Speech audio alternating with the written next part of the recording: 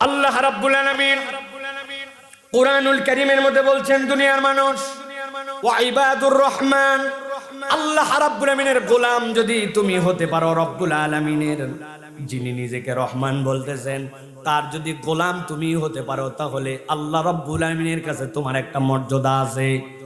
আমরা দুনিয়ার বুকে দেখেছি যে আল্লাহ রাব্বুল আলামিন আমাদের জন্য রব, যে আল্লাহ রাব্বুল আলামিন আমাদের জন্য রহমান, ওই আল্লাহ দুনিয়ার বুকে প্রেরণ করেছিলেন আপনার আমার হাবিব সাল্লাল্লাহু আলাইহি সাল্লামকে। মুহাম্মদ সাল্লাল্লাহু আলাইহি সাল্লাম, তার ব্যাপারে আল্লাহ বলেছেন, নবীজি সাল্লাল্লাহু আলাইহি সাল্লামের গুনাহগুণ ছিল আল্লাহ রাব্বুল আমিনের পক্ষ থেকে পাওয়া অনুগ্রহের আলোকে আল্লাহ বলছেন, তোমার নবী হচ্ছেন হারিসুন আলাইকুম বিল মুমিনিনা রাউফুর রহিম। ইমানদারদের জন্য তোমার নবী অত্যন্ত সজ্জন, অত্যন্ত দয়াদ্র, অত্যন্ত তিনি নম্র। আল্লাহ রাব্বুল আমিন বলছেন, আমার হাবিবকে আমি কেমন দয়াদ্র বানিয়েছিলাম। আমার হাবিব সাল্লাল্লাহু আলাইহি সাল্লাম দুনিয়ার বুকে তার জন্য ব্যক্তিগতভাবে আল্লাহর কাছে দোয়া করেছেন। এরকম দোয়া আল্লাহর কাছে ইস্তেগফার ছাড়া নবীর জীবনে ছিল না বললেই চলে। নবী যখনই চাইতেন কেবলমাত্র তার উম্মতের জন্য চাইতেন। এক সাহাবী নবীজির সামনে আসছেন, আসার পরে বলছেন, ইয়া রাসূলুল্লাহ, গতকালকে আমি আপনাকে সারা রাত নামাজ পড়তে দেখেছি, তবে ইয়া রাসূলুল্লাহ, ইয়া হাবিবাল্লাহ, সারা রাত আপনি সালাত আদায় করছেন, আপনার পা মোবারক ফুলে গেছে, কানতে কানতে আপনার চক্ষু মোবারকের ওই পানি দিয়ে দাড়ি ভিজছে, নিচে তাকায় দেখি জমিন পর্যন্ত ভিজে গেছে, কিন্তু সারা রাত আপনি কেবল একটা আয়াতই পড়লেন। সাহাবী বলতেছেন, হযরত তালহা রাদিয়াল্লাহু তাআলা আনহু, তিনি বলছেন, আমি আমার নবীকে পড়তে শুনেছি, আল্লাহর নবী সারা রাত পড়তেছেন, ইনতু আযিবুহুম ফাইন্নাহুম ইবাদুক ওয়া ইন তাগফির লাহুম ফাইন্নাকা আনতাল আজিজুল হাকীম। ও আমার আল্লাহ, আপনি যদি তাদেরকে শাস্তি দেন তাহলে তারা আপনার বান্দা, আর যদি আপনি তাদেরকে মাফ করে দেন তাহলে আপনি হচ্ছেন গফুরুর রহিম। আল্লাহর নবী বুঝাতে চান, আপনার গোলামকে শাস্তি দিলে কেউ ধরার নাই, আর আপনি যদি মাফও করে দেন কেউ আপনাকে বলার নাই। ও আমার হাবিব, সারা রাত দেখলাম আপনি কেবলমাত্র একটা আয়াত পরে পরে পার করে দিলেন, ঘটনা কি ইয়া রাসূলুল্লাহ?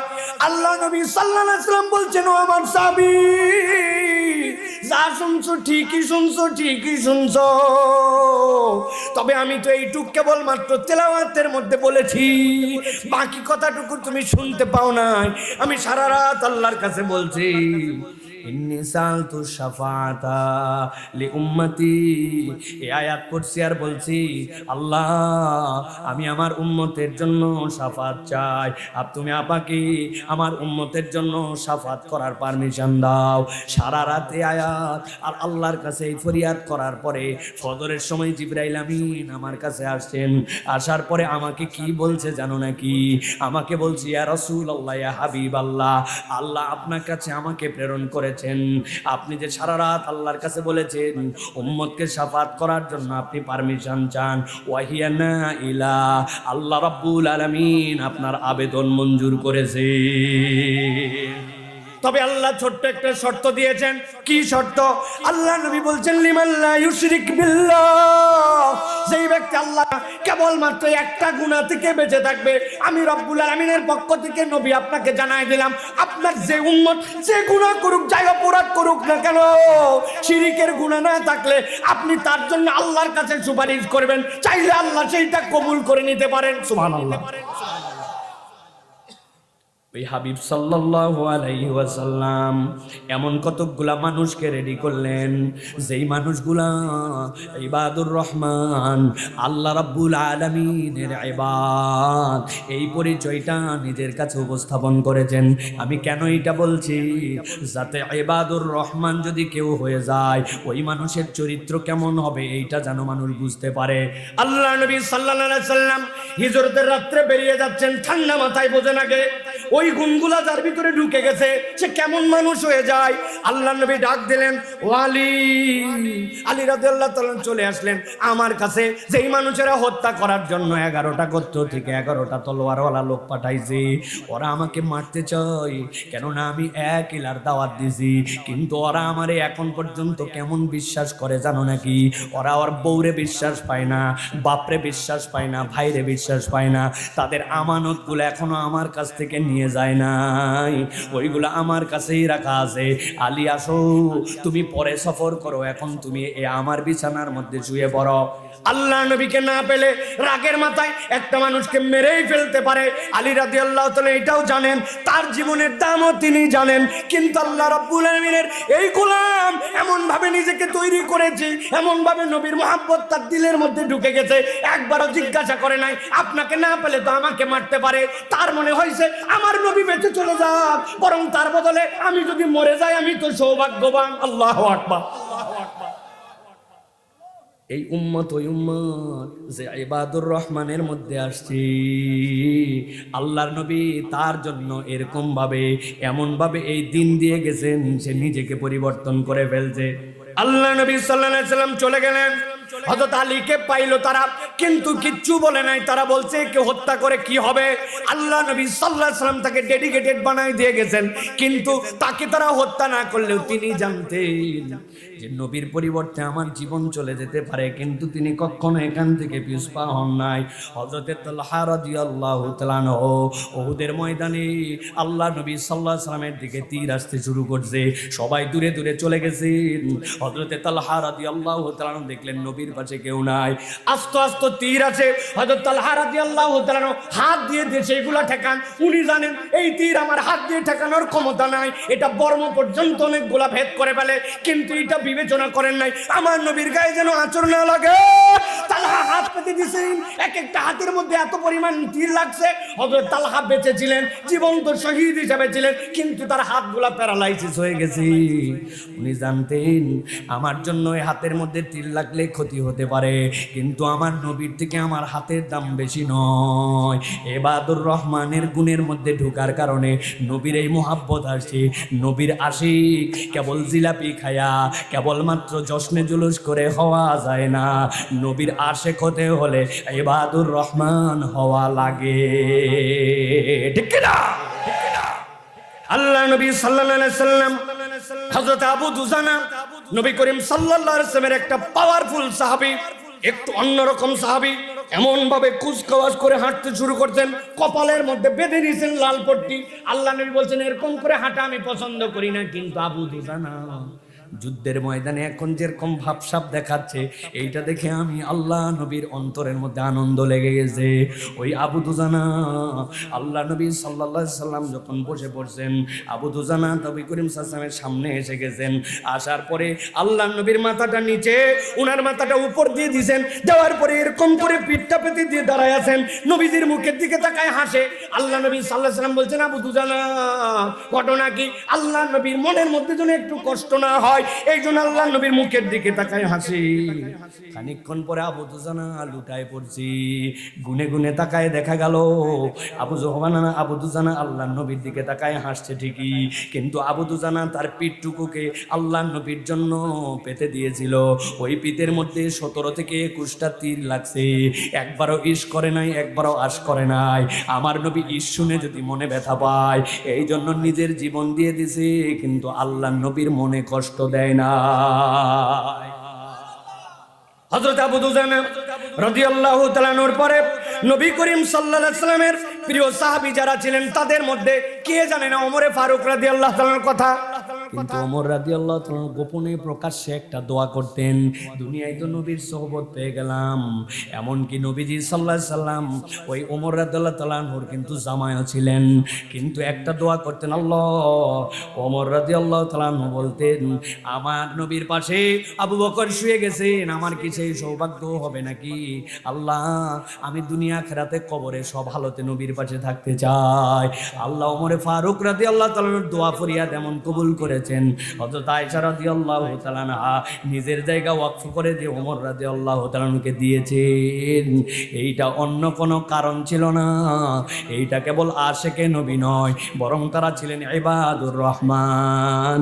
এই গুণগুলা থাকার কারণে আল্লাহ রাব্বুল আলামিন তাদেরকে অনন্য করেছিলেন। ঠিক কি না? প্রিয় ভাইয়েরা, আল্লাহ রাব্বুল আমিনের অজস্র সাহাবী, আল্লাহ নবী সাল্লাল্লাহু আলাইহি ওয়াসাল্লামের অসংখ্য সাহাবীর মধ্যে থেকে হযরত আনাস রাদিয়াল্লাহু তাআলা আনহু, হযরত আনাস রাদিয়াল্লাহু তাআলা আনহু আল্লাহ নবী সাল্লাল্লাহু আলাইহি ওয়াসাল্লামকে এমন ভাবে মুহাব্বত করতেন, আশ্চর্য এক মুহাব্বত। পৃথিবীতে মানুষের শরীর দিয়ে যা বের হয়, পৃথিবীতে মানুষের শরীর দিয়ে যেখান থেকেই সেটা ছোট হোক বড় হোক, যেই ঘামটুকু বের হয় ওই ঘামটুকু জীবনে এরকমও হয় নাই যে ছোট একটা বাচ্চা তার মা তাকে অনেক ভালোবাসে, কপালটা বাচ্চার ঘেমে গেছে, জীবনে দেখছেননি? ওই মা হয়তো মুছে দেয়, কিন্তু জিহ্বা দিয়ে সেটে তার আপন বাচ্চার ঘাম ছোট বাচ্চা বলে সেটে নিজে আদর করে। হয়েছে? হয় নাই, সম্ভব নয়। দুনিয়াতে মানুষের ফিতরাতের মধ্যে আল্লাহটা ঢোকায় নাই। ছোট বাচ্চা হারে আমার আদরের বাচ্চা ঘেমে গেছে, টিস্যু দিয়ে মুছে দিতে পারে, ঘাম তার দূর করে দিতে পারে। কিন্তু হযরতে আনাস বলছেন আমার নবীর ঘামের অপেক্ষায় আমি থাকতাম। আমার কতকগুলা সুগন্ধি ছিল, নবীর গা মাঝে মাঝে ঘেমে গেলে সেখান থেকে একটু সুগন্ধি নিয়ে নিছি, নেওয়ার পরে ওর মধ্যে মিশায় রেখে দিছি। দুনিয়ার লোক জিজ্ঞাসা করতো আনাস এই আতরের কি ঘ্রাণ, এত পাওয়ার, এত সুগন্ধির কারণ কি? হযরত আনাস অনেককে বলতেন, অনেককে বলতেন না। পরবর্তীতে হযরত আনাস রাদিয়াল্লাহু তাআলা আনহু সহিহ মুসলিমের হাদিসের মধ্যে আসছে, তিনি বলছেন এই আতর দুনিয়ার কোনো আতর নয়, এই আতর আমার নবীর ঘাম মিশ্রিত আতর, এইটার সুগন্ধি দুনিয়ার কেউ বানাতে পারে না। সুবহানাল্লাহ, সুবহানাল্লাহ। হযরতে সাদ ইবনে আবু ওয়াক্কাস রাদিয়াল্লাহু তাআলা আল্লাহর নবী সাল্লাল্লাহু আলাইহি ওয়াসাল্লাম উহুদের ময়দানে একা হয়ে গেলেন। এরপরে কিছু সাহাবী তাকে ঘিরে ধরলো। ঘিরে ধরার পরে সাদ ইবনে আবু ওয়াক্কাস রাদিয়াল্লাহু তাআলাকে নবীজি ডাক দিলেন। ডাক দিয়ে বলেন, ও সাদ, নিচের দিকে যারা আছে তাদের দিকে তুমি তীর চালাও, তীর চালাও।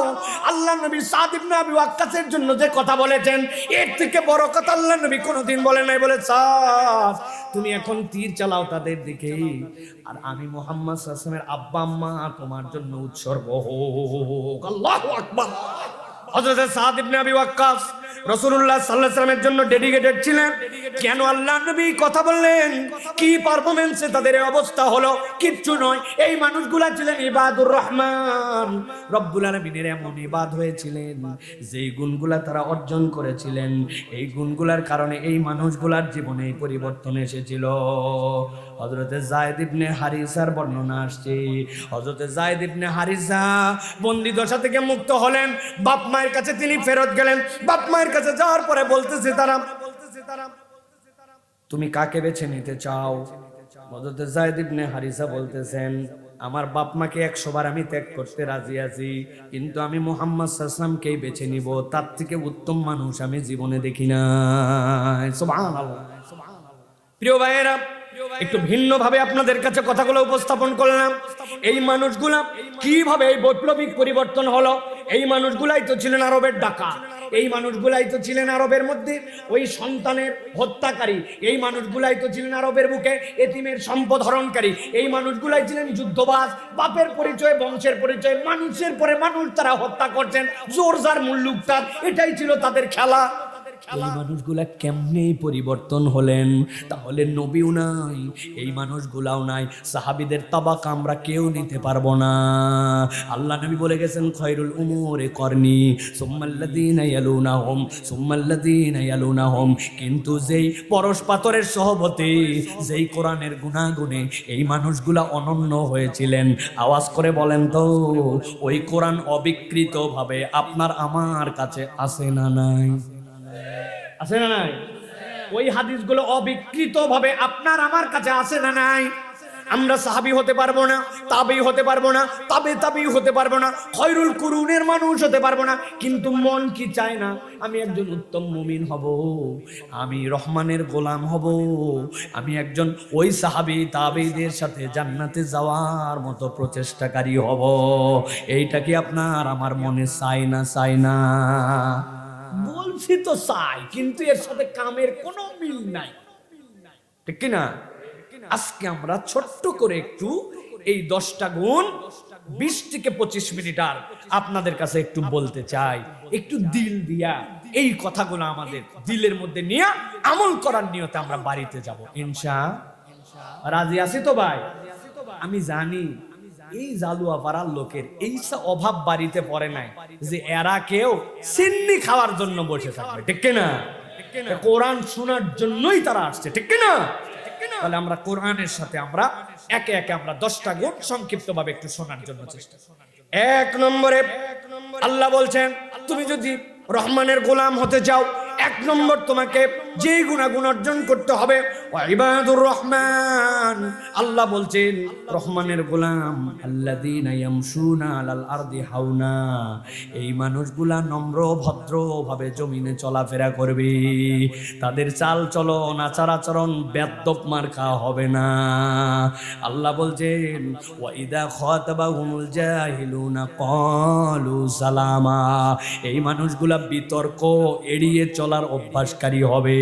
যখন কেউ গায়ে পড়ে পায়ে পড়ে মূর্খতা নিয়ে তার সাথে ঝগড়া করতে আসবে, কথা কাটাকাটি করতে আসবে, ওই বান্দার তবিয়ত হবে ওই ঝগড়াতে তার সাথে টক্কর না দিয়া বরং তাকে বলবে আসসালামু আলাইকুম, আমি আপনার সাথে কথা কাটাকাটি, এই কথা কাটাকাটির থেকে আস্তে করে ঝগড়াঝাটি, ওই ঝগড়াঝাটির থেকে আস্তে আস্তে গালাগালি, এইগুলা যে স্টেপ স্টেপ যাবে আমি এর সাথে নাই।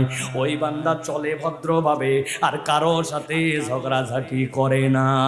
আল্লাহ বলছেন ইবাদুর রহমানের প্রথম গুণাগুণ হচ্ছে এইটা। এবার একটু হিসাব মিলায় দেখেন আমরা কি ঝগড়া বাদ দেই নাকি ঝগড়া করি? খালি করি, এমন এমন বাতাস দেই যে ঝগড়ার কোনো প্রয়োজনই নাই। উনি আছে বাসের মধ্যে ভালো করে বোঝেন, নামতেও পারতেছে না, জানলার পাশে ওনার সিট, বাম পাশে এক ভ্যানওয়ালা আর এক অটোওয়ালার মধ্যে গন্ডগোল লাগছে, ওরে গন্ডগোল, বাস হয়ে যাকে একটু সোলো। এই দুইজন গন্ডগোল জানলা উনি দেখতেছে, উনি না পারতেছে থামাতে, না পারতেছে কিছু বলতে, কিন্তু ওনার ভিতরে উস্কায় খুস্কায় উঠছে। সাথে সাথে উনি আওয়াজ দিয়েছে জানলা থেকে, হাত থাকতে আবার মুখ দিয়ে কি ব্যাককল কোথাকার। বাসের মতো চলে গেছে, কিন্তু উনি এটা গরম মেরে দিকে ওই জায়গায় হাত থাকতে মুখ দিয়ে কি বাতাস দিয়ে চলে গেল। আমাদের অনেকের অভ্যাস আছে গন্ডগোলের আগে পিছে কিচ্ছুতে নাই, কিন্তু হঠাৎ করে একটা বাতাস মাইরে দেয়, ঝগড়া যেন আরো বেশি বাইরে যায়। এই স্বভাবের লোক কুমিল্লায় না আসেনি ভাই? প্যাঁচ লাগাই, খালি প্যাঁচ লাগাই, আসে না, কথা নাই বার্তা নাই, ঝগড়াঝাটি করে। আল্লাহ নবী সাল্লাল্লাহু আলাইহি ওয়াসাল্লাম বলছেন একটা হাদিস শোনেন, নবীজি বলছেন আমার উম্মত তোমরা দুইজন গন্ডগোল লাগছো, বিতর্ক লাগার পরে একজন চিন্তা করছে বিতর্কে আমার যা যুক্তি তর্ক আছে, আমি হকের পক্ষে আছি, এখন যদি ঝগড়াঝাটি ঠিকঠাক মতো করি তাহলে আমার হারাই কি, আমার যুক্তি সবল, কিন্তু তারপরেও চিন্তা করছে ঝগড়াঝাটি করলে একটা বিপদ, আমি এটা করতে চাই না, থাক আমার নবী নিষেধ করছেন, এই জন্য আমি জিতেই যেতাম, আমার যুক্তি সবল, আমি হকের পথে, তাও বাদ দিয়ে দিছি। আল্লাহ নবী বলছেন এই যে বিতর্ক পরিহার করলো, এই কারণে আমি নবী বললাম তোর জন্য জান্নাতের মধ্য দেশে আমি একটা ঘরের জামিন হয়ে গেলাম। আল্লাহ নবী বলছেন আরেকজন ঝগড়া লাগাইছে, লাগানোর পরে বুঝছে আমার যুক্তি খারাপ, আমার যে পক্ষে আছে এই পক্ষে জিন্দেগিতেও জিতবে না, তখন বলছেন না বাবা এগুলা ঝগড়াঝাটির মধ্যে আমি নাই। বুঝছেন তো হারিয়ে যাওয়ার ভয়ে কিন্তু বলছে, নবী বলছে বলুক না কেন, হারিয়ে যাওয়ার ভয়েই বলছে, যুক্তি তার খারাপ, তারপরেও ঝগড়া পরিহার করছে। আল্লাহ নবী বলছেন তার জন্য জান্নাতের মধ্যে একটা ঘরের জামিন আমি নবী হলাম। সুবহানাল্লাহ। তাহলে আমার মুখ সামলানো, এটা হচ্ছে রহমানের বান্দার প্রথম গুণাগুণ। আমি ঝগড়াঝাটি করব না, আমার চলাফেরার মধ্যে কখনো উগ্রতা থাকবে না, চলাফেরার মধ্যে একটা শান্ত শিষ্ট নম্রতা ভদ্রতা থাকবে। তরুণ যুবক, বাপ থাকে বিদেশে, কুমিল্লা অঞ্চলে কিন্তু ডলারের গরম আছে, দিরহামের গরম আছে, রিয়ালের গরম আছে, ইউরোর গরম আছে নি নাই? আইসিএনজি সিঙ্গেল চল, কিরে ভাই সামনে দুইজন বসতে পারে, পিছনে কয় আমার লাগবে না। যাদের অভাব পড়ছে তারা সিরিয়ালে বসে থাকবে, আরেকজন উঠতে চাইলে উঠে না, রিজার্ভ, কারণ বাপ পাঠাইছে বিদেশ থেকে টাকা, উনার ফুটানি দেখে। কথা বললেন না যায়? মোবাইল বদলায়, জুতা বদলায়, প্যান্ট বদলায়, মনে করে বাপ বোদাই কামাই করে, সেখানে তার কোনো কষ্ট হয় না। না না না, আপনার এই উগ্রতা, আপনার এই বেয়াদবি, আল্লাহ বলছেন তুমি রহমানের গোলাম হতে পারবা না। অতএব রহমানের গোলামের মধ্যে তবিয়ত হবে বিনম্র। মনে থাকবে নি? এক নম্বর গেল এটা। আল্লাহ বলছেন নবী আপনি এবার জানায় দেন যারা রহমানের গোলাম হবে তাদের 2 নম্বর গুণাগুণ কি হবে। আল্লাহ বলছেন ওয়াল্লাযীনা ইয়াবিতুনা লিরাব্বিহিম সুজদান ওয়া কিয়ামা।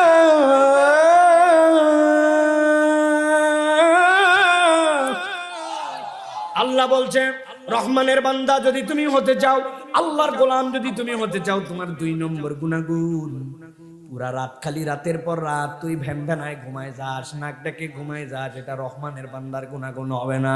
আল্লাহ বলছেন ওই বান্দা রাতে ঘুমাবি, আবার মাঝে মাঝে রাতের বেলা উঠবে, উঠার পরে আল্লাহর জন্য দাঁড়ায় যাবে, আল্লাহর জন্য কপালটাকে মাটিতে লাগায় দিবে।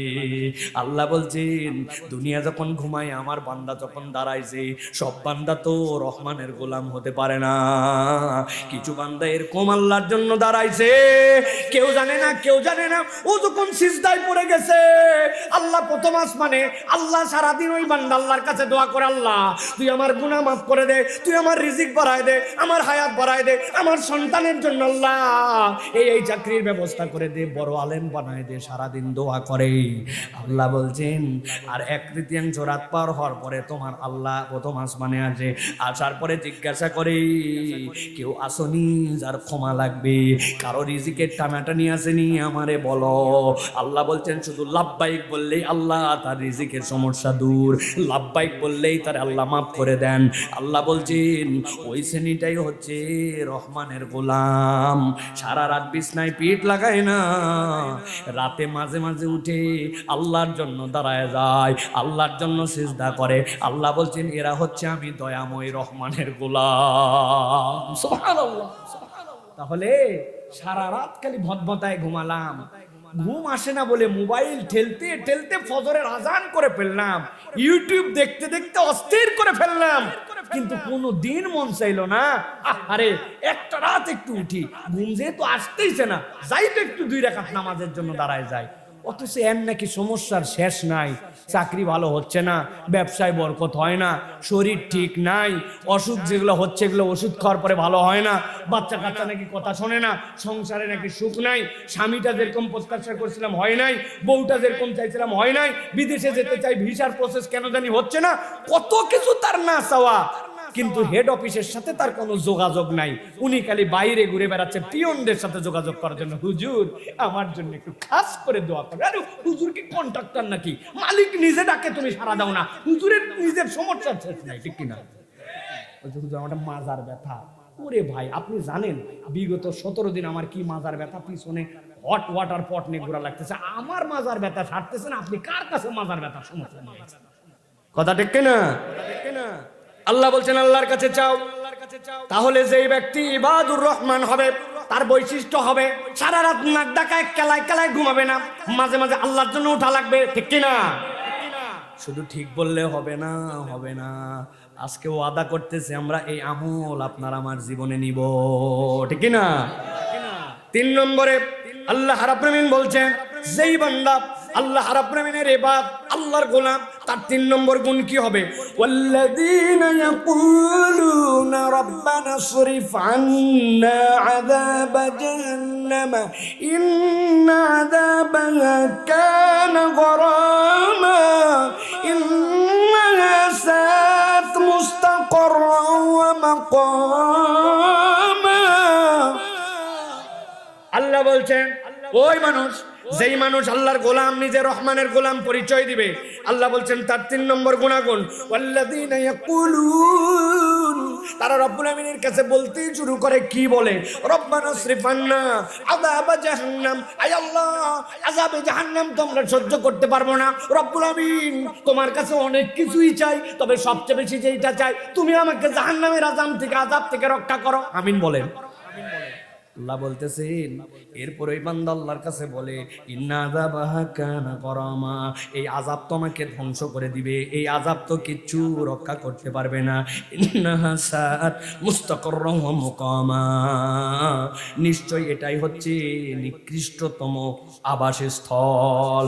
আল্লাহ তুমি না আমার আব্বাকে সৃষ্টি করেছিলে জান্নাতে, দুনিয়ায় যা কিছু সৃষ্টি করছো ইদারাদা শাইয়ান আইয়াকুলা লাহু কুন ফায়াকুন, কুন ফায়াকুনের হুকুম দিয়ে বানাইছিলা। কিন্তু আল্লাহ খলাকাল্লাহু আদম বিয়াদিহি, আল্লাহ আদমকে বানাইছিলেন জান্নাতে। মুফাসসিররা ব্যাখ্যা করেছেন আল্লাহ মূলত সন্তানদেরকে উত্তরাধিকার দেওয়ার জন্য আল্লাহ জান্নাতে আদমকে নিয়েছিলেন। না চাইলে আল্লাহ অটোমেটিক দুনিয়ায় দিয়ে দিতে পারবেন। আল্লাহ আমার অনেক ভুল আছে, আমার অনেক অপরাধ আছে, কিন্তু আমি তোমার কাছে ফরিয়াদ দেই কন্টিনিউ আল্লাহ, এটাই নিকৃষ্ট আবাসস্থল জাহান্নাম, আমি যেতে চাই না। ওই আযাব তো সব ধ্বংস করে ফেলবে, আমি তো একটা নস্যি মাত্র শেষ হয়ে যাব। আল্লাহ তুমি আমাকে ওই আযাব থেকে রক্ষা করো। যেই বান্দা কেবল এই ফরিয়াদ দেয় আল্লাহ বলছেন সেও হচ্ছে আল্লাহর ইবাদ, আল্লাহর রহমানের ইবাদ। সুবহানাল্লাহ। কত কিছু চাইলাম, একটু ঠান্ডা মাথায় বলেন তো ভাই, আজকের দিনে কম বেশি আমরা দোয়া করছি না করি নাই? করছি। আপনি খেয়াল করে দেখেন, দোয়া করছি, কিন্তু আল্লাহ বলছেন ওই বান্দার কন্টিনিউ একটা অভ্যাস, তার যত দোয়া আছে তার জন্য একটা পাঠ হচ্ছে সে জাহান্নাম থেকে মুক্তি চায়। আল্লামা ইবনে আশুর রাহমাতুল্লাহি আলাইহি তার বিখ্যাত তাফসীর গ্রন্থ ইবনে আশুরের ভিতরে ইবনে কাসির রাহমাতুল্লাহি আলাইহি তার তাফসীরের মধ্যে বলছেন আল্লাহর কাছে ক্ষমা চাওয়া লাগবে। তবে যেহেতু আল্লাহ রহমানের বান্দার 10 গুণের মধ্যে আল্লাহ বলছেন ওয়াল্লাযিনা ইয়াকুলুন, তারা বলতে শুরু করে রব্বানা সরিফ আন্না আযাবা জাহান্নাম, আল্লাহর বান্দা যেন এই ভাষাটাই ব্যবহার করে। যদি কোনো বান্দা এই ভাষাটা ব্যবহার করে আল্লাহ এইটাকে কবুল করবেন ইনশাআল্লাহ। কেন? এইটার একটা কমন সেন্স আছে। আমি যে কতবার এই উদাহরণ দেই, আবার আপনাদের কাছে একটুখানি বুঝাই। ধরেন কোন একটা মন্ত্রণালয়ের একজন মন্ত্রী, আপনারা কি আমার কথা শুনতেছেন ভাই? কোন একটা মন্ত্রণালয়ের মন্ত্রী সাহেব, তার একজন পিএস লাগবে। কি লাগবে? পার্সোনাল সেক্রেটারি লাগবে, পার্সোনাল অ্যাসিস্ট্যান্ট লাগবে, পিএ। সরকারি নিয়ম অনুযায়ী উনি বিজ্ঞাপন দিছে, অনার্স মাস্টার্স ফার্স্ট ক্লাস ডিগ্রিধারী, সুন্দর ইংরেজি লিখতে পারে, এই যোগ্যতায় একজন পিএ নেওয়া হবে।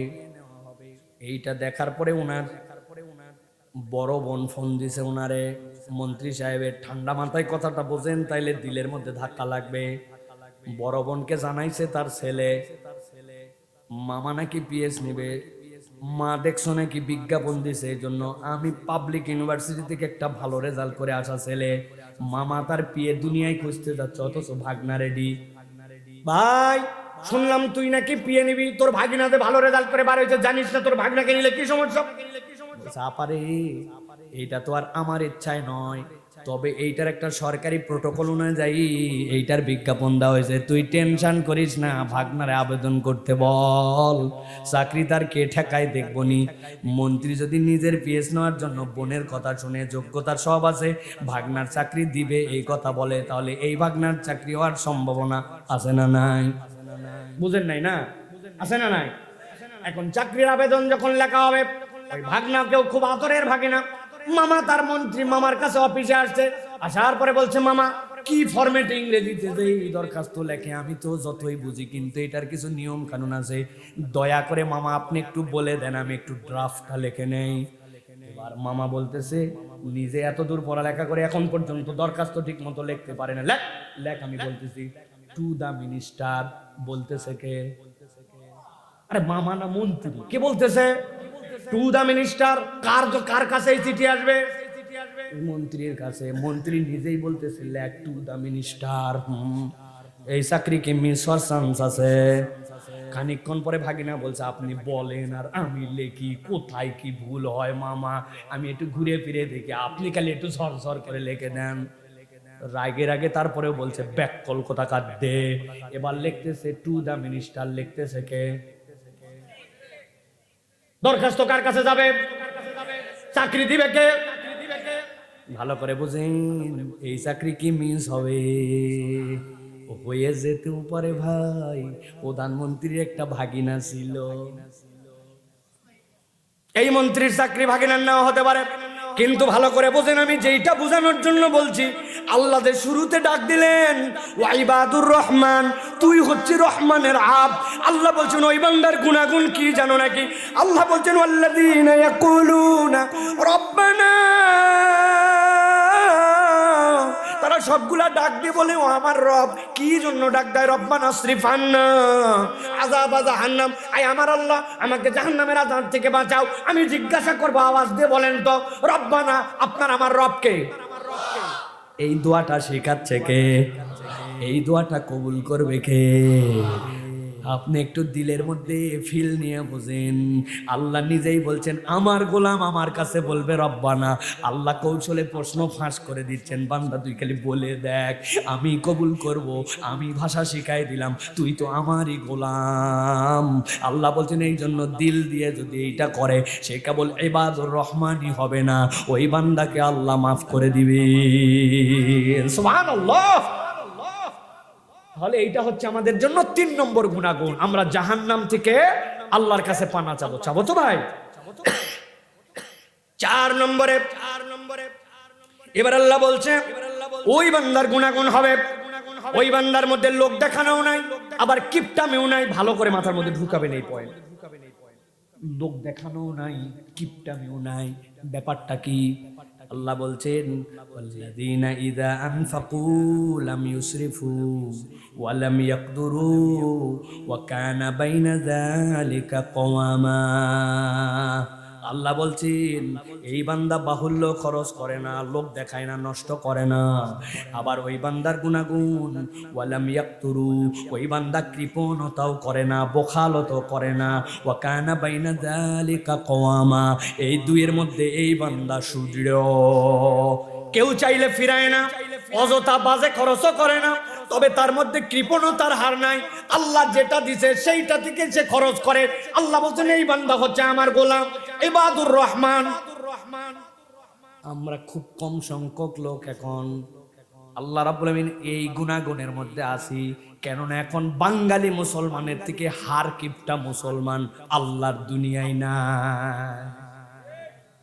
আন্দাজি ঠিক বলেন না, আগে আপনাদেরকে ফাঁসাই তারপরে ঠিক বলেন না, ফাঁসানো পর্যন্ত ঠিক বলেন না। জুম্মার দিন ছিল গতকাল না আজকে? আপনার মসজিদের সামনে দান বাক্স আসছিল নি ভাই? আসছিল, দানের ব্যাগ আসছিল, কৌটা আসছিল। এইগুলা কি গতিতে আপনি পার করছেন দেখেন তো আমার সাথে মিলে কিনা। 5G 6G ঠাস ঠাস ঠাস ঠাস, ঠিক কিনা? কাতারের শুরুতে আসতে দেরি, ঠেলে পার করে মনে করছে ঝামেলা, বিদায় বিদায় বিদায় বিদায়, সবগুলা মিলে যে পার করে দিলেন। হাসতেছেন আপনি, আপনার কি একবার বিবেচনাই হলো না? আমি যদি ইবাদুর রহমান হই, আমি তো 1000 2000 5000 করে দিব না, কিন্তু আল্লাহ আমাকে যে তৌফিক দিয়েছিলেন সেখানে আল্লাহর ঘরের দান বাক্সে 20টা টাকা আমি দিতে পারতাম কি পারতাম না? হুজুর আমি স্টুডেন্ট, আমি কিভাবে দিব? আমি ছাত্র মানুষ, আমি বাসের ভাড়া হাফ দেই, আর কেমনে আল্লাহর ঘরে দান করছে আল্লাহ রাব্বুল আমিন? এরপরেও তাদেরকে হত্যা করে ফেলতেছে। এটা তো একটা হত্যা, এর বাইরেও যত ধরনের হত্যা আছে। কোন হত্যা কখনো ইবাদুর রহমানের দ্বারা সম্ভব নয়। আল্লাহ বলছেন ওয়ালা ইয়াজনুন, আর খবরদার খবরদার সে যেন জেনা ব্যভিচার না করে। জেনা যদি করে ফেলে, আল্লাহ বলছেন তওবা যদি না করে, তাহলে কখনো সে আল্লাহর ইবাদুর রহমানের তালিকায় আসতে পারবে না। জেনার ব্যাখ্যায় নবীজি সাল্লাল্লাহু আলাইহি ওয়াসাল্লাম দীর্ঘ কথা বলছেন, আমি শুধু সংক্ষেপ করে বলি। নবীজি বলছেন ও দুনিয়ার মানুষ, তোমার চোখেরও জেনা আছে। চোখের জেনা হচ্ছে যেটা তোমার দেখার কথা নয় সেটা দেখছো। হাতের জেনা যেটা তোমার ছোঁয়ার জন্য আল্লাহ অধিকার দেন নাই, তুমি ওইটা ছুঁইছো, ছুঁয়ে তুমি হারাম ছুঁয়ে তুমি জেনা করে ফেলছো। পায়ের জেনা হচ্ছে আল্লাহর অবাধ্যতার দিকে তুমি তোমার পাকে বাড়ায় দিছো। অতএব আমাদেরকে হিসাব করে চলা লাগবে, ঠিক কি না? ও তরুণ যুবক প্রিয় ভাইরা, কত আলোচনায় বলি আমি, প্রত্যেক আলোচনায় বলি একটা সিস্টেমের 3টা জিনিস থাকে, একটা ইনপুট, একটা আউটপুট আর একটা প্রসেসর, থাকে না ভাই? এই যে মোবাইলের মধ্যে একটা ইনপুট আছে, আছে না নাই? ইনপুটটা কি, নাম্বার চাপছেন 01 dot dot dot dot dot, এই নাম্বারটা আপনি চেপে ফেলছেন। এরপর আপনি সবুজ বাটনে চাপ দিছেন, ইনপুট হয়ে গেছে, প্রসেসর হয়েছে। এরপরের ভিতরে কার কাছে কল যেতে হবে এই নাম্বারটার সাথে টাওয়ারে বাজছে, টাওয়ার থেকে এরপরে তার মোবাইলে গেছে, তার মোবাইল থেকে রিপ্লাই আসছে, আবার আপনার কাছে আসছে। এই যে আউটপুট হয়ে গেল রিংটোন দিয়ে তার কাছে, আর মধ্যে প্রসেস হলো, এই ইনপুট গেল। মানুষের জীবনে এরকম ইনপুট আছে প্রিয় ভাইরা, কম্পিউটার ইনপুট আছে, আউটপুট আছে, প্রসেসর আছে। মানুষের ইনপুট হচ্ছে চোখ আর এই কান, এই দুটা দিয়ে মানুষ তার জীবনের 80% ইনপুট নিজের জীবনে নেয়। চোখ দিয়ে দেখে বলেই চিন্তা করতে পারে, মুখ দিয়ে কথা বলে, কান দিয়ে শুনে বলেই ওই মানুষ ব্রেনের মধ্যে সেগুলো প্রসেস করতে পারে। এই জন্য কোন বান্দা যদি চোখের গুনাহ আর কানের গুনাহ থেকে হেফাজত করে, তার মুখের গুনাহ অটোমেটিক কমে যায়।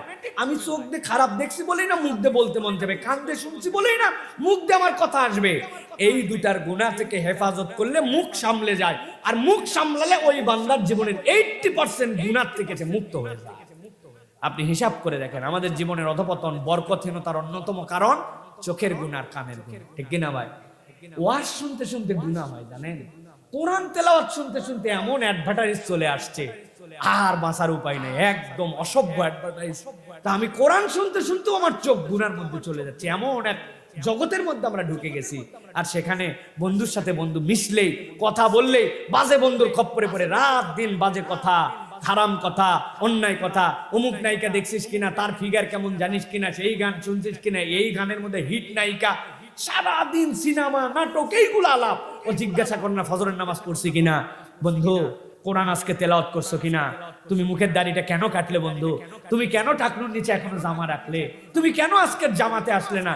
এই বন্ধু জীবনে আপনাকে এই কথা বলেন, এরকম কোন বন্ধুর সাথে আমরা ঘুরিও না, এরকম বন্ধু আমাদের নাই। কথাকে রাগ করলেন ভাই, রাগ করলেন?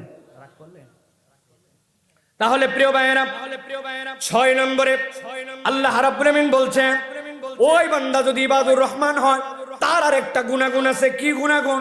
আল্লাহ বলছেন ওই বান্দা পাপ করে ফেলতে পারে, কিন্তু পাপের পরেও তার তবিয়ত হবে, পাপের উপরে থাকবে না, সে ফেরত চলে আসবে। আল্লাহ বলছেন ইল্লা মান তাবা ওয়া আমানা ওয়া আমিলা আমালান সালিহা ফাউলাইকা ইউবাদদিলুল্লাহু সাইয়্যাতিহিম হাসানাত ওয়া কানাল্লাহু গফুরুর রহিমা। আল্লাহ বলছেন ওই বান্দা তো সেই বান্দা ভুল যে করবে না এরকম নয়। মানুষকে নামই তো আল্লাহ দিয়েছেন ইনসান, ইনসান মানে নিসিয়ান থেকে তো ভুলে ভরা, ভুল তো তার হবে, কিন্তু আল্লাহ বলছেন ওই ভুলের উপরে সে থাকে না, তার তবিয়ত হচ্ছে সে তওবা করে আল্লাহর দিকে ফেরত চলে আসে। আল্লাহ আমি ভুল করে ফেলছি, এক্সকিউজ মি, আল্লাহ আমাকে মাফ করে দাও, আমি প্রমিস করতেছি ভবিষ্যতে আর করব না। এইটা দুনিয়ার কোনো স্বার্থে নয়, ধান্দাবাজিতে নয়, ধরা পড়ে গেছি বাঁচার কৌশলে নয়, দিল থেকে আল্লাহর জন্য। সামনে নির্বাচন আসতেছে, নির্বাচনে পাশ করার জন্য নয়, আগে যা করেছি করেছি, এবার খালি একবার আমি তওবা করে ফেরত আসলাম। ভোট দিয়ে দেখেন আগামী বছর কেমনে বাঁশ দেই, তাই না? বহুত দিন তো এগুলা দেখলাম। আবার ঠিক ঠিক বলে তো তার পক্ষেই স্লোগান ধরবেন, অমুক ভাইয়ের চরিত্র ফুলের মতো পবিত্র, নামাজ পড়েনি বিগত 40 দিন, বাংলাদেশের কোন মসজিদে ফজরে জামাতে এক ওয়াক্ত। বুঝেন কিন্তু হুদা মিসাকালি ঠিক ঠিক বলেন না। একটা বিরিয়ার এক কাপ চা দিয়ে ইমান বেঁচে ফেলে বাঙালি। আল্লাহ বলছেন এরকম ধান্দাবাজি নয়, দিল থেকে হৃদয় থেকে ইল্লা মান তাবা ওয়া আমানা, তওবা করেছে, ঈমান এনেছে, ওয়া আমিলা আমালান সালিহা, বসে থাকে না, এরপরে ডেডিকেটেড ভালো কাজের জন্য, ফাউলাইকা ইউবাদদিলুল্লাহু সাইয়্যাতিহিম হাসানাত। আল্লাহ বলছেন আমি আমার বান্দার পারফরম্যান্সে এত খুশি হয়ে যাই, তার অতীতের যত গুনাহ সবগুলাকে সওয়াব দ্বারা পরিবর্তন করে দে। সুবহানাল্লাহ। তাহলে ভুল আমাদের হবে, কিন্তু আমরা তওবা করব, ঠিক কি না? এশার নামাজ পড়ে আসি নাই, আল্লাহ মাসালে ফজরও পড়বো না, তাই তাই এটা যেন না হয়। আজকের থেকে পরিবর্তন হয়ে যাব। বাপ মায়ের কথা শুনে না, বেয়াদবের মতো আচরণ করে। বাপ মাকে 100 টাকা দাও, তাছাড়া চুল কাটবো না। চুল কাটতে তোর 100 টাকা লাগে কেন? বলছে আমি কি যেমন তেমন চুল কাটি নাকি? কেমন চুল কাটিস রে ভাই? ওরে বাবা, সামনে মডেল দেওয়া আছে, উল্লু, ভাল্লু, পাঁঠা, ছাগল আছে না? সবচেয়ে বেস্ট মডেলটার নাম হচ্ছে কুত্তার ডায়রিয়া হওয়ার পরে লেস কাটিং। আপনারা বুঝেন না, এই জন্য আপনারা হাসছেন। এটা একটা ইন্টারেস্টিং কাটিং। কুত্তার মাঝে মাঝে হাগা হয়, স্যাঁতসারা পায়খানা, তখন দেখবেন ঘাস খায়, তারপরে খোকসার পাতা খায়, ঠিক কিনা? কুত্তা নিজে নিজে ঘাস খায়, পাতা খায় পায়খানা বন্ধ করার জন্য। এরপরে পায়খানা বন্ধ হয়েছে, ও তো আর বদনা দিয়ে সুস্থতে পারে না, এখন লেজ তো তার বাঁকা, গু লাইগে এগুলা ল্যাটফেটা। পরের দিন রোদ উঠছে, শুকায় গেছে, শুকানোর পরে সব লোমগুলো এরকম লম্বা লম্বা, কিন্তু লেজ বেঁকা হয়েছে, নিচ দিয়ে তো চামড়া নাই, এখন লোজ বেঁকা, চারিদিকে বের হওয়া। কতকগুলা দেখবেন কুমিল্লার উদ্ভট ব্যাককল টাকা দিয়ে এদিক নাই ওদিক নাই, মধ্যে দিয়ে উঁচু করে এই জায়গায় বাইন্ধে থুছে। আছে নে? আমি নাম দিছি কুত্তা ডায়রিয়া হওয়ার পরে লেজ শুকানো কাটে। ব্যাককল ও বাপের থেকে নিছে 100 টাকা 200 টাকা নিয়ে উনি এই চুল কাটে, আর বাপ মার সাথে বেয়াদবি করে। খবরদার, খবরদার, বাপ মার সাথে বেয়াদবি হবে না, এটাও তওবা, তোমাকে ফেরত আসতে হবে। তুমি বাপ মার সাথে বেয়াদবি করে ওদিকে রাত্রে তাহাজ্জুদ করতেছো, আল্লাহ বাটাম দিয়ে ঝরঝরা করে দিবে একবার। ব্যাককল কোথাকার! আমার ইবাদতের পরে তোমাকে সবচেয়ে বেশি তোমার পিতামাতার কথা শুনতে বলছি। ও বাপ মার প্রতি অসন্তুষ্ট। আগে বাপ মাকে দেখে সন্তান ভয় করতো, এখন সন্তানকে দেখে বাপ মা ভয় করে। বাবা কই আসিস, কই আসিস বাবা? বলছে যেখানে আসি আসি, এত ফোন করা লাগবে না, বেশি কথা বললে কিন্তু আজকে রাত্রে বাড়িতে আসবো না। বলছে বাবা যখন মন চায় আসিস, আর ফোন করবো না, কিন্তু বাইরে যান থাকিস না। কম ঠেলায় কথা বলে নাই, বাপ মা খুশিতে বলে নাই, তোমার উপরে অসন্তুষ্ট, তোমার উপরে রাগ, তোমার উপরে ভিতরে তার ব্যথা, তার অন্তর জ্বলে যায়। তোমার জীবনে কামিয়াবি নাই, হুমা জান্নাতুকা আও নারুক, তুমি দুনিয়ার বুকে তুমি জাহান্নামের দরজার মধ্যে ঢুকছো, ঠিক কি না? কারা ঠিক বলছে? যাদের বাপ মা নাই না আছে। কারা ঠিক বলছে? মুরব্বীরা না তরুণরা? বুঝে ঠিক বলো প্রিয় ভাইরা। আল্লাহ বলছেন ইল্লা মান তাবা ওয়া আমানা। আল্লাহ ভুল করে ফেলছে। আল্লাহ আজকের থেকে বুঝছি কিসের তুমি শিক্ষিত? কোন শিক্ষিত মেক্ষিতর গান নাই। আল্লাহ কোরআনে বলছেন তোমার বাপ যদি ইহুদি হয়, নাসারা হয়, খ্রিস্টান হয়, বৌদ্ধ হয়, চামার হয়, চারাল হয়, আল্লাহর দ্রোহী হয়, নবী মুহাম্মদ সাল্লাল্লাহু আলাইহি ওয়াসাল্লামের শত্রু হয়, ইট ডাজন্ট ম্যাটার। সে যদি আল্লাহর দ্রোহিতার কথা বলে মানবি না, কিন্তু আল্লাহ বলছেন তার সাথে সুন্দর আচরণ করো, আমি আল্লাহ ফরজ করে দিলাম। সুবহানাল্লাহ বলবেন না? This is beauty of Islam. আল্লাহর সাথে শত্রুতা আল্লাহ বুঝবে, নবীর সাথে শত্রুতা নবী বুঝবে, কিন্তু তোর বাপ তোর মা যদি শিরিক করতে বলবি মানবি না, কিন্তু তার সাথে আল্লাহ বলছেন দুনিয়াতে সৎ আচরণ করে ভদ্রভাবে জীবন যাপন কর। সুবহানাল্লাহ বলেন। আপনি কি তওবা করতেছেন? তওবা মানে কি আস্তাগফিরুল্লাহ বিল আস্তাগফিরুল্লাহ, এর নাম তওবা? এর নাম তওবা না। খারাপ যেগুলা গুণ আছে, যেগুলা বদঅভ্যাস আছে, ওইখান থেকে ফেরত আসছে আল্লাহ, এর নাম তওবা। ওটা তো একটা জিকির, ওই তওবা তো জিকির, ইস্তেগফার তো একটা জিকির আপনার জন্য। আল্লাহ বলছেন 7 নম্বরের পরে হযরত আলী রাদিয়াল্লাহু তাআলা আমল থেকে বোঝা যায় ওই বান্দার একটা গুনাহগুণ থাকবে। সংক্ষেপ করে দিচ্ছি, রাত গভীর হয়ে গেছে। ওয়ামান তাবা ওয়া আমিলা সলিহান ফাইন্নাহু ইয়াতুবু ইলাল্লাহি মাতাবা। আল্লাহ বলছেন ওই বান্দা কেবল তওবাই করে না, তওবার সাথে নেক কাজ করে। নেক কাজের প্রমাণ কি? হযরত আলী থেকে প্রমাণ আছে। হযরত আলী রাদিয়াল্লাহু তাআলা যদি কোনো ভুল হয়ে যেত, তওবা করলে সাদাকা করতেন। আমি বলছি মিথ্যা বলবো না, আজকে ওয়াদা করলাম মিথ্যা বলবো না। হঠাৎ করে মিথ্যা বলে ফেলছে, কান ধর সাল্লা রে, মিথ্যা তো বলে ফেললাম, আস্তাগফিরুল্লাহ, তোমার কাছে ক্ষমা চাই, তবে এমনি ক্ষমা চাই না। আগামীতে যদি মিথ্যা বলি আল্লাহ 500 টাকা সাদাকা করব, 2 রাকাত নফল নামাজ পড়বো, একটা রোজা রাখবো।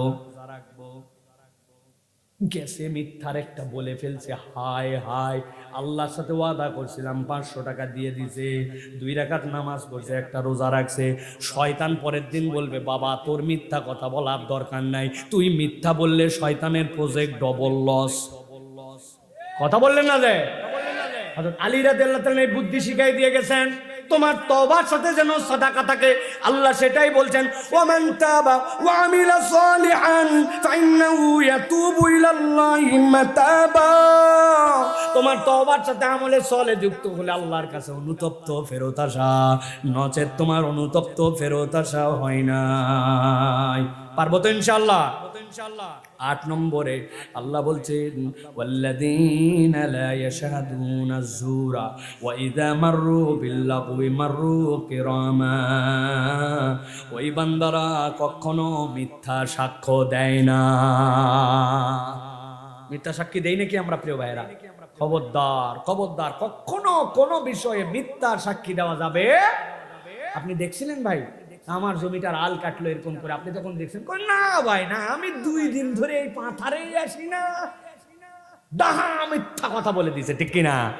এরকম লাগছে কিনা? মিথ্যা সাক্ষী দেওয়া, খবরদার কোন ক্ষেত্রে মিথ্যা সাক্ষী দেওয়া যাবে না। আল্লাহ বলতেছেন এইটা হচ্ছে বিরাট বড় অপরাধ। মিথ্যা সাক্ষী দেওয়া বিরাট বড় অপরাধ। দুনিয়াতে আপনি খালি একবার কল্পনা করেন, সাক্ষী ছাড়া কোনো কেস হয় না, ঠিক না ভাই? লোক যদি মিথ্যা সাক্ষী বন্ধ করে দেয়, উকিলদের পেটে ভাত শেষ। বিচার আসার কোথায়? মিথ্যা সাক্ষী আমি দেই না, সত্য সাক্ষী দিয়ে দিচ্ছে একজন, বিচার আসার কোথায়? বিচারই তো আর হবে না, আপনার তো কোটি চলা কঠিন হয়ে যাবে আপনার জন্য। প্রিয় ভাইয়েরা, এই জন্য আমাদেরকে মিথ্যা সাক্ষী, এটা ইবাদুর রহমানের গুণাগুণ হবে না। ছোট থেকে বড় ভালো করে এটা রপ্ত করে নেন। 9 নম্বরে আল্লাহ বলছেন ওয়াল্লাযীনা ইযা যুক্কিরু বিআয়াতি রাব্বিহিম লাম ইয়াখিরু আলাইহা সুম্মান ওয়া উমিয়ানা।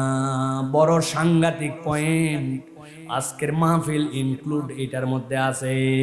আল্লাহ বলছেন যখন তার কাছে আল্লাহর আয়াত তেলাওয়াত করা হয়, কোরআনের আলোচনার সামনে আসে, আল্লাহর হুকুম যখন তার সামনে উপস্থাপন করা হয়, ওই ব্যক্তি বোবার মতো আচরণ করবে না। শুনেও শুনলাম না, বুঝেও বুঝলাম না, এইটা খালি তার আচরণ হয়, ইবাদুর রহমান হতে পারে না। এইটার লম্বা একটা ব্যাখ্যা আছে, শুধু এক বাক্যে বলি, আল্লাহর আয়াত মানে এইটা না, আলহামদুলিল্লাহি রাব্বিল আলামিন আর রহমানির রহিম মালিকি ইয়াউমিদ্দিন। আমি পড়তেছি আর আপনি বলেন না শুনলাম না, এটা কেবল আল্লাহর আয়াত শোনা নয়। আল্লাহ বলছে সুদ তোর জন্য হারাম, মিথ্যা কথা বলতে পারবি না, গীবত করতে পারবি না, আল্লাহর দেওয়া বিধান দিয়ে জমিনে চলা লাগবে। চোর যদি চুরি করে তার জন্য হাত কাটা লাগবে, ডাকাতি করলে বিল আক্স, ডান হাত কাটা যাবে, বাম পা কাটা যাবে। এইগুলো আল্লাহর বিধান, এইটার বাস্তবায়নের পক্ষে তার কোনো অনুভূতি নাই, এইটার মানার ক্ষেত্রে অনুভূতি নাই। কই নামাজ রোজার ইসলাম ওইটুকুই যথেষ্ট, এইগুলা বললে রাজনীতি হয়ে যায়। আছে রে নাই? ব্যাখ্যা অনেক দীর্ঘ বলছে, এই জন্য বললাম না আজকে, খালি ঠান্ডা মাথায় বুঝে রাখেন। আল্লাহ বলছেন ওয়াল্লাযীনা ইযা যুক্কিরু বিআয়াতি রাব্বিহিম, আল্লাহর আয়াত যখন তাদের কাছে বলা হয়, ওগুলা আমলে নেয় না। আল্লাহ বলছেন সুম্মা ওয়া উমিয়ানা, মনে হচ্ছে যেন বোবা, মনে হচ্ছে যেন শোনে না, এরকম ভাবভঙ্গি করে ঘোরে। এরকম কতগুলা মুসলমান নামধারী আছে না নাই? আওয়াজ দিয়ে বলেন, আছে না নাই? মেনে নিতে পারে না, এটা শরীয়তের আইন তার কাছে ভালো লাগে না। হ্যাঁ, খেলাফতের কথা বললে তার কাছে উগ্রতা লাগে, আছে না? আবার মুসলমানদের গোরস্থানে দাপন হওয়ার জন্য আলামিল্লাতে রাসূল বলে আসার জন্য রেডি। আল্লাহ বলছেন আসো। খেলা তো একজন করতে করতে চলে গেল, খেলা আসলটা হবে। প্রিয় ভাইয়েরা, সর্বশেষ যে পয়েন্ট আল্লাহ রাব্বুল আলামিন বলছেন, ওই বান্দা যারা রহমানের গোলাম, তাদের পরিচয় হবে ওয়াল্লাযীনা ইয়াকুলুনা রব্বানা হাব লানা মিন আজওয়াজিনা ওয়া যুররিয়াতিনা কুররাতা আ'য়ুনিন ওয়াজআলনা লিল মুত্তাকিনা ইমামা। আল্লাহুম্মা আমিন বলেন, আওয়াজ করে বলতে হবে আল্লাহুম্মা আমিন। তাদের একটা গুণাগুণ, সুবহানাল্লাহ, কি গুণাগুণ! এই দোয়া জানে না এরকম লোক কম আছে, শোনে না এরকম লোক কম আছে, কিন্তু এর মধ্যে ছোট্ট একটা কথা আছে, এইটা আমাদের দিলের মধ্যে জাগ্রত হয় না, অনেক সময় ভুল অনুবাদ করছি। আল্লাহ বলছেন ওয়াল্লাযীনা ইয়াকুলুন, ঠান্ডা মাথায় তারা বলে, রব্বানা, ও আমাদের রব, হাবলানা, আমাদেরকে দান করেন, মিন আজওয়াজিনা, আমাদের পরিবার পরিজনকে, ওয়া যুররিয়াতিনা, আমাদের সন্তানদেরকে, কুররাতা আয়ুনিন, ঠান্ডা দেখলে দিল জুড়ায় যায়, মনটা ভরে যায়। যেই সন্তান আর পরিবার দেখলে আমাদের আনন্দ লেগে যায়, এরকম সন্তান, এরকম পরিবার আমাদেরকে দেন। ওয়াজআলনা লিল মুত্তাকিনা ইমামা, আর আল্লাহ আমার ওই সন্তানদেরকে আপনি মুত্তাকিদের ইমাম বানায়া দেন। সুবহানাল্লাহ বলবেন না? আমরা উল্টা অনুবাদ করছি, আল্লাহ মুত্তাকিদেরকে আমার ইমাম বানান। আল্লাহ বলছেন তুমি তোমার সন্তানের জন্য দোয়া করো, আল্লাহ আমার সন্তান নেতা হবে, ইমানদার নেতা হবে, আল্লাহ আমার সন্তানকে আপনি নেতা বানান, মুত্তাকিদের নেতা বানান। আল্লাহ এরকম একটা সন্তান আমাদেরকে দিছিলেন, হাদিয়া দিছিলেন না? আহারে, অল্প দিনের মধ্যে 1-1.5 বছরের মধ্যে এই আল্লাহর গোলাম এমন ভাবে কিছু কথাবার্তা উপস্থাপন করেছে, আল্লাহকে উপরে রাখতো, রাসূলকে উপরে রাখতো, যুক্তি তর্ক দিয়ে ইসলামকে সামনে রাখতো। ওই কালোদের, বামদের, রামদের, খবিশদের, ইসলাম বিদ্বেষীদের, বাংলাদেশকে যারা ভারতের করদরাজ্য বানাতে চায়, ওই আধিপত্যবাদের বিরুদ্ধে তার গর্জে ওঠাকে তারা সহ্য করতে পারে না। ঠিক কিনা? কিভাবে হয়েছিল? ইসলামকে নিজে ধারণ করছে। এই বান্দাটা ইবাদুর রহমানের একটা গুণাগুণ বলা ছিল। সুবহানাল্লাহ। ফজরের নামাজ কাজা করতো না, আহা, জামাত ছাড়া নামাজ পড়তো না, কোরআন তেলাওয়াত করতো, হাফেজে কোরআন ছিল, টাকনুর উপরে কাপড় পরতো, যা কথা বলতো বহুত মানুষের পিছনে রং টক, ভুল স্ট্যাটাস বাইর করে মানুষকে কালার করছে, কিন্তু আল্লাহর এই বান্দারকে কালার করতে পারে নাই। ঠিক কিনা? আগামীর প্রজন্ম আল্লাহর কাছে দোয়া করেন, ওয়াজআলনা লিল মুত্তাকিনা ইমামা, আল্লাহ আমাদের সন্তানদেরকেও মুত্তাকিদের ইমাম বানাও, আল্লাহ আমাদের সন্তানদেরকে হাদি বানাও। বলেন আল্লাহুম্মা আমিন। এক প্রজন্ম হাদি রেখে দেন নাম, যাদের বাচ্চারা আকিকা হয় নাই নতুন করে নাম রাখেন হাদি। আপনার সন্তানকে আমরা এই হাদিকে ভুলতে দিব না ইনশাআল্লাহ। আমরা ভুলে গেলেও আল্লাহ তাকে ভুলতে দিবেন না। আমরা বুঝছি রব্বুল আলামিন তার কবুলিয়াতটা এই বান্দার মধ্যে দিয়েছেন। ঠিক কিনা? হাজার হাজার মানুষ তার জানা যায়, হাজার হাজার আলেম তার জন্য কাঁদে। কয়জনের কপাল হয় এটা 32 পার করে? আমারও তো উপরন্ত আরো 8 বছর হয়ে গেল, আমি তো এই জিন্দেগি গঠন করতে পারলাম না। আল্লাহ রাব্বুল আলামিন যেন আমার ভাইকে কবুল করেন, আমাদেরকে এরকম অনুপ্রেরণা নিয়ে চলার মতো তৌফিক দান করেন। আল্লাহ বলছেন এই 10 গুণ যার মধ্যে আছে, আমি আল্লাহ তাদের জন্য একটা ছোট্ট ঘোষণা দিয়ে দিলাম, উলাইকা ইউজাউনাল গুরফাতা বিমা সাবারু ওয়া ইউলাকাউনা ফিহা তাহিয়াতাও ওয়া সালামা খালিদিনা ফিহা হাসুনাত মুস্তাকাররান ওয়া মুকামা। আল্লাহ বলছেন এই গুণাগুণ যাদের, আল্লাহর কাছে তাদের জন্য একটা ঘর থাকবে। যেই ধৈর্যের উপরে তারা এই গুণাগুণ অর্জন করেছে, আল্লাহ বলছেন হাসুনাত মুস্তাকাররান ওয়া মুকামা, আমি আল্লাহ এমন সুসজ্জিত, এমন সুন্দর একটা ঘর রাখবো যেখানে সে তার রব আল্লাহর সাথে দিদার করতে পারবে। সুবহানাল্লাহি ওয়া বিহামদিহি। আল্লাহ রাব্বুল আলামিনের দিদার আমরা চাই না? চাই না? চাই। তাহলে প্রিয় ভাইয়েরা, এটা মুখের কথাই হবে না, এটার জন্য আপনার কার্যকর উদ্যোগ নিতে হবে, কার্যকর ভাবে আপনাকে এই পথে যেতে হবে। আল্লাহ রাব্বুল আলামিন যেন আমাদেরকে কবুল করেন।